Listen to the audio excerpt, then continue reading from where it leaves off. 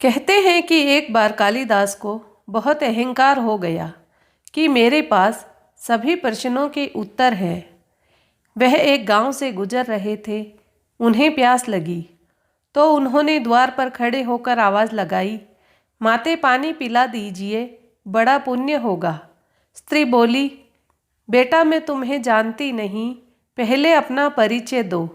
कालिदास ने कहा, मैं पथिक हूँ, कृपया पानी पिला दे। स्त्री बोली, तुम पथिक कैसे हो सकते हो?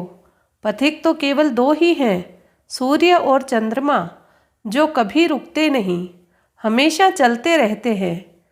तुम इनमें से कौन हो? सत्य बताओ। कालिदास ने कहा, मैं मेहमान हूँ। स्त्री बोली, तुम मेहमान कैसे हो सकते हो? संसार में दो ही मेहमान हैं, पहला धन और दूसरा यौवन। इन्हें जाने में समय नहीं लगता। सत्य बताओ, कौन हो तुम?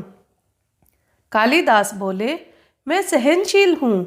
स्त्री ने कहा, नहीं, सहनशील तो दो ही हैं। पहली धरती, जो पापी पुण्यात्मा सबका बोझ सहती है, वह बीज बो देने से भी अनाज के भंडार देती है।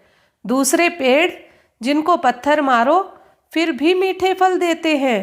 तुम सहनशील नहीं, सच बताओ, तुम कौन हो? कालिदास बोले, मैं हठी हूँ। स्त्री बोली, फिर असत्य। हठी तो केवल दो ही हैं, पहला नाखून और दूसरे केश, कितना भी काटो बार बार निकल आते हैं। सत्य कहें, कौन हैं आप? अब कालिदास पूरी तरह अपमानित और पराजित हो चुके थे, परंतु उन्होंने हार नहीं मानी। कालिदास ने कहा, फिर तो मैं मूर्ख ही हूँ। स्त्री ने कहा, नहीं, तुम मूर्ख कैसे हो सकते हो? मूर्ख तो दो ही हैं, पहला वह राजा जो बिना योग्यता के भी सब पर शासन करता है, और दूसरा जिसको यह भी याद नहीं कि एक दिन मेरी मृत्यु निश्चित है, परंतु फिर भी पाप कर्म करता है। कुछ बोल ना सकने की स्थिति में कालिदास वृद्धा के पैर पर गिर पड़े और बोले, तुम जीती, मैं हारा। वृद्धा ने कहा, उठो वत्स। आवाज़ सुनकर कालिदास ने ऊपर देखा तो साक्षात माता सरस्वती वहाँ खड़ी थी। कालिदास पुनः नतमस्तक हो गए। माता ने कहा, शिक्षा से ज्ञान आता है, ना कि अहंकार।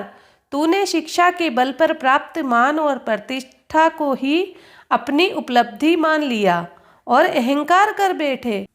इसलिए मुझे तुम्हारी आंखें खोलने के लिए ये स्वांग रचना पड़ा।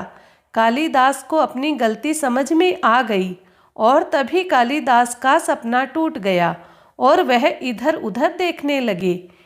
इस कहानी से हमें यही शिक्षा मिलती है कि अहंकार तो राजाओं का भी नहीं रहा। जहाँ मैं है वहीं अहंकार का जन्म होता है। अपना बुरा वक्त इंसान को नहीं भूलना चाहिए, नहीं तो प्रभु की मार से आवाज़ नहीं होती। दोस्तों, आपको ये कहानी कैसी लगी? कमेंट करके ज़रूर बताना।